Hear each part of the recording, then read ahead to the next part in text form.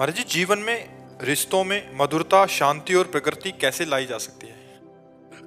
संभव सी लग रही है, असंभव सी लग रही है, क्योंकि आचरणों की होलियां जलाई जा रही हैं, तो शांति और मृदुता संबंध में तो बहुत, इसलिए असंभव सी लग रही है। असंभव नहीं है, असंभव सी लग रही है, क्योंकि सब अपने चरित्रों का नाश करने के लिए लगे हैं, और जिसका चरित्र पावन नहीं होता उसका संबंध मृदु नहीं हो सकता। ये प्रश्न केवल आपके ही उत्तर का नहीं है। जब तक चरित्र पावन नहीं होगा तब तक संबंध पावन नहीं हो सकता, और संबंध पवित्र नहीं होगा तो मृदुता और शांति कैसे आ जाएंगे। आज हमको अंग्रेजी में एक सूत्र बताया था इन लोगों ने कि धन का नाश हुआ तो कुछ नाश नहीं हुआ, स्वास्थ्य का नाश हुआ तो कुछ नाश हुआ, चरित्र का नाश हुआ तो सब कुछ नाश हुआ। अब इसका उल्टा चल रहा है। हमें लगता है हम यदि अपने कर्तव्य का पालन करें और अपना चरित्र पवित्र रखें तो संबंध में मृदुता आ ही जाएगी। हमारा चरित्र पवित्र है तो हर संबंध हमारा पवित्र होगा। अब बताओ कैसे हम कहें कि पति पत्नी में मृदुता आ जाएगी? बॉयफ्रेंड वेकअप, बॉयफ्रेंड ब्रेकअप, ये क्या चरित्र है? गर्लफ्रेंड ब्रेकअप, फिर नवीन गर्लफ्रेंड, फिर ब्रेकअप। तो ऐसे व्यवहार वो अपने पति के साथ भी करेगी या पत्नी के साथ करेगी, मृदुता आएगी, माधुर्य आएगा उसके संबंध में? नहीं आएगा। अच्छा, अब नशा कर रहे, व्यभिचार कर रहे तो बुद्धि इतनी भ्रष्ट है कि पूज्य जनों का मान करना भूल गए, माता पिता गुरुजनों का मान करना भूल गए। तो मृदुता आए तो कैसे आए? क्योंकि मृदुता आती है, विनम्रता आती है अध्यात्म से। अध्यात्म जीवन में रह नहीं गया तो कैसे आए? अगर आप अध्यात्मवान हैं, रोज अपने माता पिता के चरण छूते हैं, ब्रह्मचर्य से हैं, जब तक ब्याह नहीं हुआ, और ब्याह हुआ तो एक पति को भगवान मानकर या एक पत्नी को अर्धांग मानकर आप सेवन, देखो मृदुता ही मृदुता रहेगी।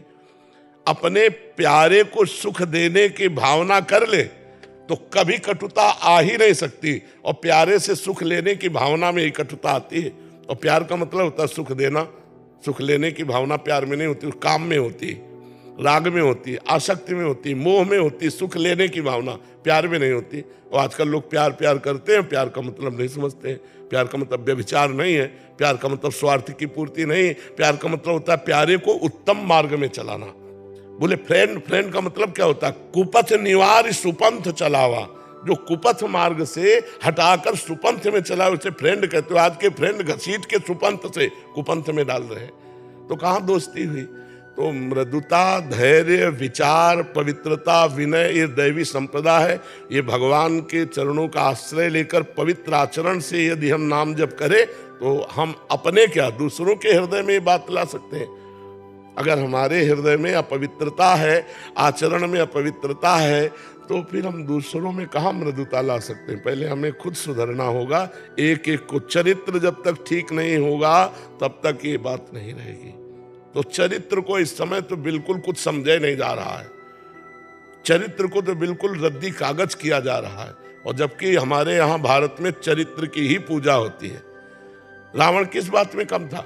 उत्तम कुल पुलस्त करना थी, और विद्वान तो अद्भुत और बलवान तो अद्भुत। क्या कमी क्या थी? चरित्रहीनता।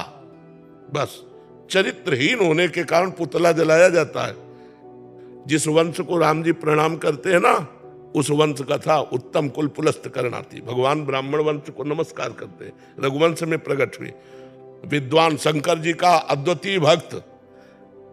लोग जैसे भगवान को झूले में झुलाते हैं, ऐसे 20 बार कैलाश को उठाकर भुजाओं में झुलाया भगवान शिव पार्वती को, ऐसा महावीर।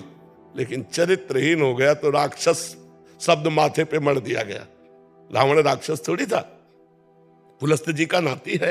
पुलस्त ब्रह्म ऋषि है, कोई साधारण तो, लेकिन राक्षस आचरण, उसके चरित्र आचरण बिगड़ गए। तो आज हर बच्चा आचरणहीन होता जा रहा है। संयम बात तो दिमाग में नहीं रह गई है कि संयम क्या होता है, जितेंद्रियता क्या होती है, ब्रह्मचर्य क्या होता है। न पढ़ाया जाता है, न सिखाया जाता है, आचरणहीनता होती चली जा रही। तो विद्या विनय देती है और यहाँ अविनय बढ़ रहा है। देखो नए नए लड़कों की बात देखो, अपने माता पिता, असभ्यता बढ़ती चली जा रही है। तो हमें लगता है मृदुता कैसे आवे? क्यों, आपका लक्ष्य क्या है पूछने का?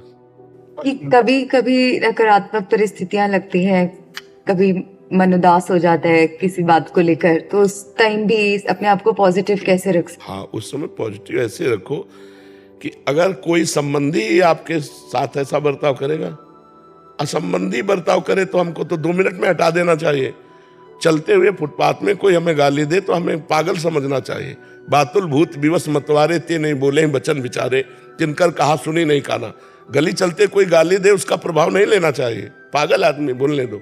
अपना संबंधी जिससे हमारा संबंध होता है, वो जब हमारे प्रतिकूल बोलता है तब हमको क्षोभ होता है। उस समय में सोचना चाहिए कि मेरे कर्म की पवित्रता के लिए भगवान इसके अंदर बैठकर प्रतिकूल बुलाकर मुझे जलन दे रहे और वो जलन मेरे को पवित्र कर रही। अपना नया कर्म ना करे, शांत हो जाए, सह जाए। अगर सह गया तो सहत सहत बाढ़े भगति, गृहतन गुरु हितगार। उसके हृदय में भगवान की भक्ति बढ़ेगी। सहन करना साधुता है। जब विभीषण को लात मारी रावण ने, तो विभीषण जी ने यही कहा, तुम पितु सरिस भले ही मोहि मारा, पर राम भजे हित नाथ तुम्हारा। तुमने भले मारा, तुम पिता के समान हो, पर फिर भी भैया यही कहूंगा कि राम जी का भजन करने से ही तुम्हारा कल्याण होगा। तो भगवान शंकर ने कहा, उमा संत कह यही बढ़ाई, करत मंद जो करत हो। ये विभीषण संत है, वो मार रहा है, ये भलाई कर रहा है। तो अपना कर्तव्य, यदि आप सत्संगी हैं, यदि आप अध्यात्म को जानते हैं, तो अपने जनों के द्वारा किया हुआ प्रतिकूल व्यवहार भगवान का विधान मानकर सह लेना चाहिए, जिससे हमारे पाप नष्ट होते हैं। और उनके प्रति कभी द्वेष न करते हुए प्रेम में व्यवहार करा, तो उनको एक न एक दिन समझ में आ ही जाएगा। सबके दिल है, सबके हृदय है।